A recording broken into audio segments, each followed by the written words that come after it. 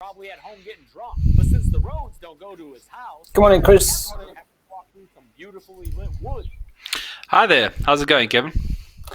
Well, and you. Can you hear me nice and clear? Yes. No, clearly, yeah. I'm just making adjustments to this. Cool. Welcome to today's Lunchtime Coaching. My name is Kemp, and I'm Executive Coach and International Leadership Facilitator. Today we've got Christopher Kemp, who's back with us, going to be chatting about anxiety.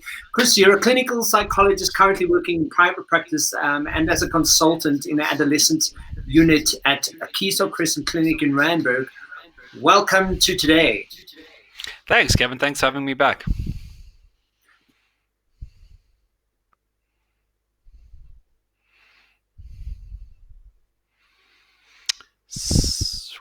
I was going to say I lost you there for a second. Sorry, one of the sneaky things that I want to chat to you about, I think it's something that often comes up, and a lot of people are not even sure about how this plays out in their own worlds, and that's anxiety. So don't you want to just kick off with us to tell us what anxiety and panic is, and how do we know when we have anxiety? What are the symptoms? Right, so I think anxiety and panic are maybe a little bit more distinct than people might think. Anxiety is kind of, I'd say, pretty much what you expect it to be, where you sort of are obsessing over something, racing thoughts, feeling on edge, feeling restless, feeling very uncomfortable, all that kind of stuff. So what you'd imagine normal anxiety feels like, but I always say when it's sort of cranked up to an 11, that's when you've got to be worried. So anxiety is tricky, and it's something that we all experience, and that it's normal and it kind of motivates us. But I find extreme anxiety can do the opposite. It can actually often be quite paralyzing, where you feel so overwhelmed that you actually can't function. And I think that's one of the big warning signs that the anxiety is sort of maybe become more than you can handle. Panic is sort of a little bit distinct. Okay. Sorry, carry on, Kevin. Go No. So anxiety, just to be clear, so anxiety doesn't necessarily have to be a bad thing. It could be something that that could be sort of good for us and keep us a little bit at the edge and wanting to do better in our world. So it's not a completely bad thing. Is that what you're saying? Yeah, I think from an evolutionary almost kind of perspective, we can understand anxiety's function, right? If we have a deadline, if we have something that's high stakes, we have an exam or something like that, anxiety is the thing that forces us to do stuff when we don't really feel like it. So it certainly serves a purpose for us, but when it becomes too overbearing and too overwhelming, then it can sort of start to really hinder us and hold us back. And I think that line is potentially different for everyone, and I think it's something that can be quite subjective. So if you feel like you are being consumed by anxiety, you feel like it's become too much for you to handle, trust yourself in that respect. And then panic, what is panic really about? So panic, we talk about panic attacks, we talk about panic disorder. Panic disorder essentially is sort of repeated panic attacks, and oftentimes in between the panic attacks, you have a huge amount of anxiety over having another panic attack. So it's something that you think about a lot and you don't want it to happen, but panic is quite a physical sensation. So generally when you're looking at the symptoms of a panic attack, it's very physical. So it's sort of like your heart's racing, or you're hyperventilating, feeling nauseous, feeling faint, all that kind of stuff. So when you're talking about a panic attack, that's that sort of all-consuming anxiety that lasts for a short period of time. Potentially, you won't have a panic attack over several days, for example, but it's a very sort of physical sensation. Anxiety in general can be quite physical, but panic attacks are, the list of symptoms for a panic attack are really quite physiological. So, Chris, in terms of if I want to sort of just get a gauge where I'm at, what causes anxiety, and how do I know that I'm headed down that road and I need to start paying attention to it? So in terms of what causes it, I think it's difficult to say, in the sense that oftentimes anxiety can be anchored to a specific thing. So sometimes there's a context. Maybe you're someone who is particularly stressed out by exams, for example. So when you have an exam, or maybe you're someone who hates public speaking. So when you have a meeting or you have to present something, that really stresses you out. So anxiety can be a little bit different for everyone in that sense. And that's why your personal experience is kind of so important here. I would say the time where you need to really worry about anxiety is, and this is true with all sort of psychological struggles, is when you feel like it's impacting your ability to function, when you feel like it's getting in the way of you enjoying your life, whether it's getting in the way of your ability to perform your work or to engage in relationships, to engage socially. That's when I think you need to worry that maybe this anxiety has become too extreme, when it starts impacting that ability to function. Yeah, and what are the obvious signs that I'm looking for? So I mean, I know a lot of people talk about having that kind of heart palpitation, that panicky state that they get in. What are those symptoms that I can look out for when I know that something's happening here? Well, what I always say about anxiety is sort of that thing of a rising tide raises all boats, and anxiety is very much like that. So oftentimes when we talk about anxiety, we talk about a generalized anxiety. So when your anxious state is elevated like that, you might find yourself feeling like everything is too much for you. Everything feels like too much of a demand. Everything feels way too overwhelming, and you find yourself getting anxious about almost anything. So when someone, for example, makes a minor request from you, or someone says, "Hey, can you help me with this?" or anything like that, something that you feel like in your normal capacity would be really no problem for you at all, really kind of like a breeze. When that starts to feel like way too much, way too overwhelming, I can't deal with this right now, I just can't do that right now, but it's something that might take you 2 minutes, I think that's a big sign to watch out for, that anxiety is sort of latching on to minor things. And like you say, quite a physiological thing. So sort of like that tightness in your chest. Some people feel quite sick to their stomach quite a lot of the time. So that can be sort of helpful, is try and locate in your own space where you're kind of feeling that. But the most common things, chest pain is a big one. Lots of people go to the emergency room every year thinking they have a heart attack, and it's actually just anxiety. I was one of those people. I was just about to ask you. I remember, I was going through a bit of stuff last year, and I felt like I was actually passing out while I was driving, and I pulled the car off, and I was like, oh my goodness, this really feels like a heart attack. And then I phoned my partner, and I was like, Eugene, you need to fetch me. And it was a complete panic state, because I was like, oh, okay, so this is how I'm dying today. And after all the tests and everything, it just pointed to, no, it's actually acute anxiety, and I need to take care of that in other ways. So yeah, I mean, I think that's, a lot of people actually make that misdiagnose of themselves, and like, this pain that I'm feeling right here is definitely, it doesn't necessarily mean you have a heart attack, but you have to have it checked out. Right. So, Chris, one of the things is anxiety, is mental health a predisposition to like genetics? Is it something that's passed down very often? The reason why I ask is I think a lot of, and it's just my opinion. So I've met a few people who's had family members who've been quite affected by mental health, and because there's an association, they kind of attach to it, and they go, oh yeah, no, I'm suffering from the very same thing. Is it genetically passed on? Does anxiety get passed on through your actual your parents? So there's a lot that we don't know very well when it comes to the biological, physiological component of all mental illness, really. What we can say is that there appears to be a correlation in terms of there is a hereditary component. And what I mean by that is that if you have parents, for example, who have both struggled with depression, we can say that there's enough evidence to show that it might make you more likely of struggling with depression yourself.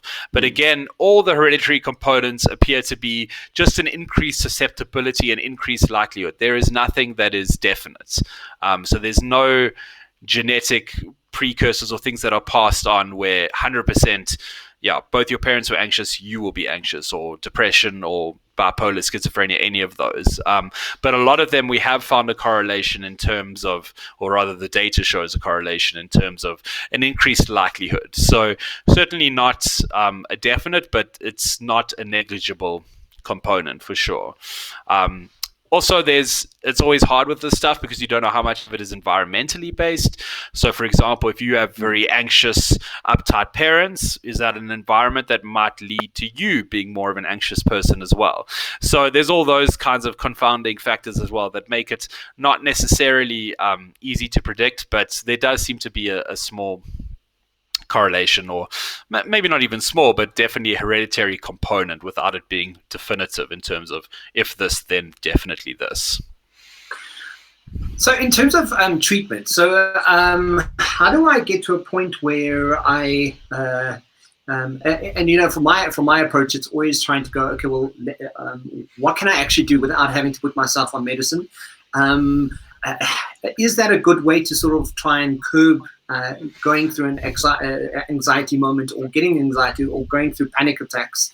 Do I take care of my health? Do I exercise? Do I do other stuff first before I just go, okay, well, I definitely need antidepressants? Or what is the natural way of doing this first? I think for many people, it probably depends on how severely you are struggling. I often encourage people to try medication if they are really, really struggling, because I sort of am of the opinion that, things shouldn't have to be that difficult. If you can have some support, then get some support for that, you know. So when it comes to anxiety, there's two main branches of things that might be prescribed for you. The first one is antidepressants. A lot of them have a crossover with anxiety, and they can help with that sort of generalized anxiety. The other one are sort of the tranquilizers, so the sort of benzodiazepine kind of medications like Erbanol and things like that. And what those are really is sort of like, I'm freaking out, I'm panicked right now, and I take this, and then within 20 minutes, I feel calm. So that's very much a quick relief, instant thing. Not the kind of thing you want to be taking every single day. They are habit forming if you take them for too long and too frequently, being benzodiazepines. So but those are sort of the ones that you'll have on hand. Normally people who suffer with panic attacks have those nearby, because I think if you really get into that state of panic, there's really no need to, I don't know, I feel like there's almost not a prize for talking yourself out of it in a way. If you need to take something and it will make you feel better, just take it, it's fine. You know, if it's infrequent and it's just like, this is what I need just to calm down right now. And then afterwards you can make sense of and process, where was that coming from? Why was I feeling that way? But don't suffer if there is something that can help you. When it comes to panic attacks, and extreme overwhelming anxiety, benzos are definitely a quick fix. You will take them, you will feel better, because they do just sort of calm you down. But obviously that's not a long-term solution. That's more of a symptomatic kind of treatment. In terms of, like I say, a therapy process can certainly help if there's sort of something you need to work through or make sense of. So anxiety is so broad that it's tricky. For a lot of people, it's a lot of repressed emotion. They're not necessarily talking about how they're feeling. They're not acknowledging how they're feeling. Maybe you just need a holiday. Maybe it's burnout, which is the other sort of thing that always crops up in this discussion. Are you just burnt out and you just can't take anymore? And you know what I call pouring from an empty cup, right? You have nothing left to give and you're still trying to give. That can create a lot of anxiety, and certainly that feeling of like, I can't take this anymore. If another person will ask me for something, I'm going to scream, kind of thing. And Chris, in terms of you know, if I'm starting to pay, and I think, you know, from doing coaching, it's one of the things that I always recommend that people do is make time for themselves and make sure that they're not running empty on their cup, and you know, make sure your cup is full so that you have enough to share with other people. And you know, by using that simple analogy, and often you kind of see on people's faces how they twig that, oh wow, you know, that's so true, because so many people run out, and essentially this in itself goes hand in hand with burnout and depression, and when stuff like anxiety starts creeping up and it becomes a regular thing. Is that correct? Yes, no, absolutely. And, we've spoken about this before in some of our previous chats, but making space for yourself, making space to process what you're feeling and not just forcing it all aside because I've got to get this work done or I've got to get this report due, or I've got to study for this exam or whatever it may be. You need to make time for yourself. And part of that is, allowing yourself the space to process what you're feeling, where you're at. And I think what you're emphasizing is that need to recharge, which I do think is incredibly important. In terms of therapies, Chris, I know that one of the questions that we have on the list of questions to chat about today is CBT, so cognitive behavioral therapy. I know counseling is an option, there's NLP as an option, there's psychology. What are those therapies then, and what would you suggest is a good way to even for people to venture down and to consider? Yeah, I think therapy always has to be the right fit for someone. For some people, they really want someone to sort of listen and make sense of and understand, especially if it's a long-standing kind of anxiety. I think that's where a more in-depth therapy process can kind of help. You can kind of make sense of what internalized expectations you have of yourself or what's contributing to all of this anxiety. CBT is very useful in terms of it's very sort of skills-based, very focused, short, and it's sort of the idea is let's identify what it is that's making you anxious and then let's tackle those specific things. So more of a sort of a targeted solution-y kind of approach. Some people love that. It helps them feel in control. It helps them feel great to write things down and to have clear skills and ideas. And some people would hate that. They hate having homework from their therapy, and they really just want someone to listen and understand it and try and help them make sense of what they're feeling. So it's tricky. I would encourage people to do a little bit of research, or actually even to, if you call a psychologist or someone like that, counselor, whoever, ask them what their approach is and see if it sounds right for you. Because I think that fit is really important. Yeah. In terms of trauma, a lot of people, if you consider what we've been through in the last 6 months, without having to, ring that bell again. But essentially, I do believe, and I have seen a lot of people going through a bit of trauma on the last 6 months, and not being able to cope with what's happening with lockdown, and what is the role of trauma play in anxiety and panic? How big is that role in anxiety and panic? I think trauma is a big one, because trauma is one of those big bundles of kind of emotions that need space to be processed as well. And I think oftentimes repressed trauma, or not really confronting how you feel about something, or dealing with a loss, or dealing with your feelings and just sort of pushing it aside, I think that can certainly emerge as anxiety later on, where you're feeling overwhelmed, burnt out. I can't deal with this. I can't cope with this, because there's so much that you haven't dealt with that's sitting underneath the surface, that there's just no space for the normal demands of daily life. And so it builds and builds and builds. And then you get to that point where you feel panicked and you just sort of like, I can't do this. So I think for me, it's a sort of unresolved trauma that I would almost highlight as one of the biggest things. And I think part of that is making space for yourself. If you are dealing with some kind of loss, if you are dealing with some kind of trauma, again, it's what we were talking about earlier. You have to make space for that. You have to be able to scale back in some areas and not just go. If you need the space, you need the space. And if you are going to go, then you have to find time down the line where you give yourself the space to actually deal with that. Absolutely.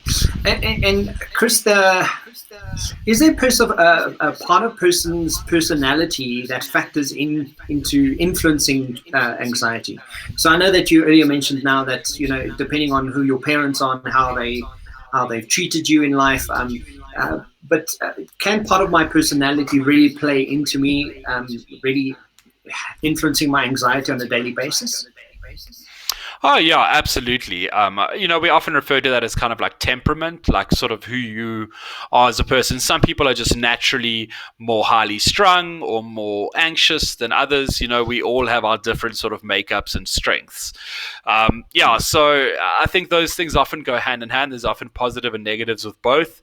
Someone who's sort of very anxious and sort of more highly strung is probably also quite productive and has a great work ethic and is effective, and someone who's very sort of laid back and chilled, people might be jealous of that, but that person is also potentially a little bit more disorganized or procrastinating or whatever. So we all, I think, have our own struggles and our own sort of personality types and temperaments. So yeah, absolutely. And I think it's always important to not berate yourself for that. You are who you are, and you have your strengths and weaknesses that come with your kind of personality type. So we're always trying to minimize the parts of ourselves that we don't like and maximize the parts that we do. But yeah, if you are just a naturally anxious person, don't try and sort of cure yourself of that, channel that anxiety in a sort of a productive way and try your best to sit with the discomfort of that feeling while also not allowing it to become too escalated or too elevated to where it becomes debilitating. So yeah, I think absolutely there's plenty of people who never really struggle in a profound way with anxiety, and then there's people who feel like they've struggled with it their whole lives. Absolutely. Yeah. So scenario number one is I'm just going to give a scenario. So I have an underlying medical condition. What could be the causes and symptoms that are attached to anxiety in any way? So you're saying that what medical conditions might contribute to anxiety? Yeah. Sure. I think it's one of those things where medical conditions can create quite a lot of complications. And again, this also goes back to our early experiences, right? If you've had some condition you've had to manage your whole life, what sort of difficulties or obstacles has that created for you? How have you managed those? So I think stuff like that can be very big. Substance use can contribute quite a lot to anxiety, which is something we haven't necessarily spoken about so much.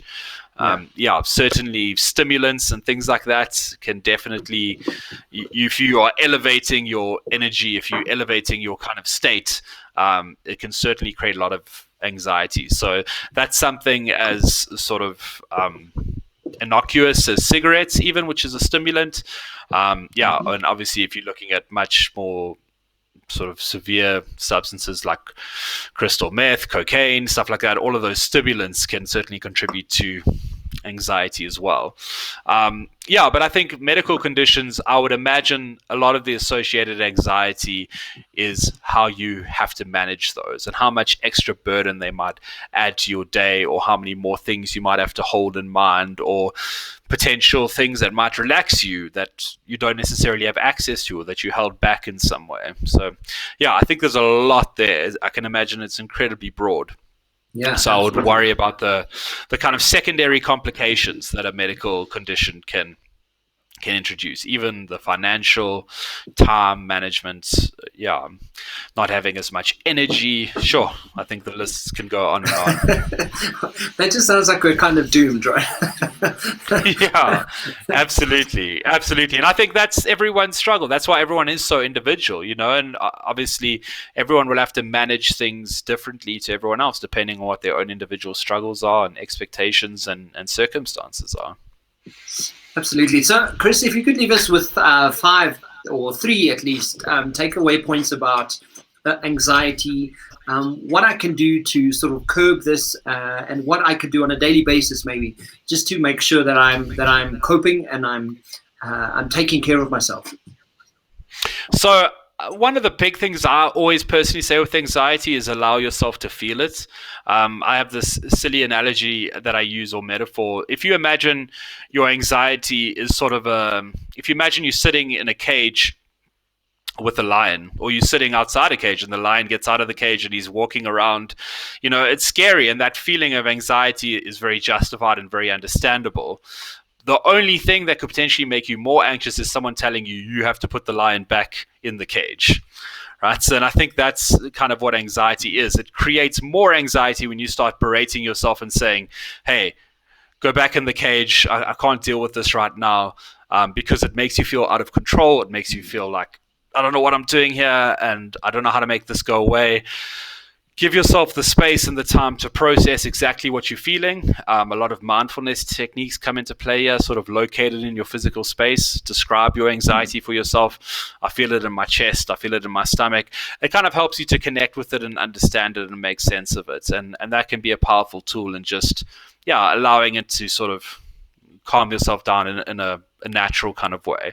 So don't berate yourself. Don't try to force yourself to be calm. Take a walk, take a break, get up away from whatever it is that you're feeling overwhelmed. If you're sitting at your computer or you're sitting at work, whatever the case may be, go for a walk, give yourself a time to breathe, give yourself time to work through your feelings. And when you're feeling okay again, then put yourself back in that space. So for me, that's the biggest one in terms of anxiety that you're feeling in the present moment. I think in more general terms, like we were saying earlier, don't be afraid to seek help if you feel like you need it. If you are really struggling, if you feel like it has become too much, nobody knows better than you if it's become too much. You are definitely the expert in your own experience. So don't be afraid to look and say, hey, maybe this actually isn't okay for me. Maybe I'm actually struggling more than I should be. It's very beneficial to talk to people. Don't hold all those feelings inside. Talk to other people about what you're feeling. And you'll often find that a lot of people are feeling the same thing. SADAG, who we often talk about, has support groups all over the country. A lot of them are running Zoom right now because of the pandemic, and that can be really helpful because those are a very casual kind of environment. They sort of run by members of the community, and it's just a space for everyone to vent and talk about what's frustrating them, anxieties they're feeling, and give each other advice and help. So I'd actually really, especially with anxiety, I think it's a great one to reach out, and you can give SADAG a call, contact them. They'll find a support group in your area, put you in touch with a support group leader. And I think those are pretty great as well. I love support groups for anxiety because I think it just really helps to have other people in the same boat and hear how they're coping with it or what they're doing. Because a lot of our anxieties are the same. I think, Kevin, you've highlighted that a lot. We're going through a lot of the same stuff right now. So, yeah. And lastly, Chris, before I give out just some more information about where everyone can reach us, it's normal, right? I think one of the chats we've had previously is it's okay to feel out of your normal kind of way of doing life at the moment. I'm sure that sometimes you have a moment of anxiety. I know I have many moments of anxiety, but the fact is it's to, have that acknowledgement, and it's quite normal to be able to feel this. And, if you feel like you can't handle it, talk to someone. And I think a lot of people that I've spoken to that they just feel like it's not something they want to talk about. And, anxiety specifically is for other people. It's not something I can handle my pressures. But Chris, if people want to get hold of you, where can they go to get hold of you? So you can probably most easily you can find my website for my private practice, which is CC Psychology, which is just the letter C twice and then psychology. That should pop up if you punch it into Google. You can find my email, my number there if anyone wants to get in touch. Yeah. Fantastic. And if anybody wants to find out more about the Zoom groups that Chris was talking about, it's sadag.org. It's sadag.org. And they have a whole bunch of topics, which hopefully we're going to be just chatting about for the rest of the month. It's depression, bipolar, suicide, anxiety, ADHD, trauma, substance abuse, and there's a whole bunch of stuff that can support. Guys, thank you for chatting today, Chris. I'm really thankful for you joining me again every Tuesday. It happens every Tuesday at lunchtime. And hopefully we can chat again next week. If anyone wants to get hold of me, please check out lunchtimecoaching.co.za. And Chris, thank you for your time. Thanks, Kevin. Thanks a lot. Thanks for having me. We'll chat to you soon. Great. See you soon.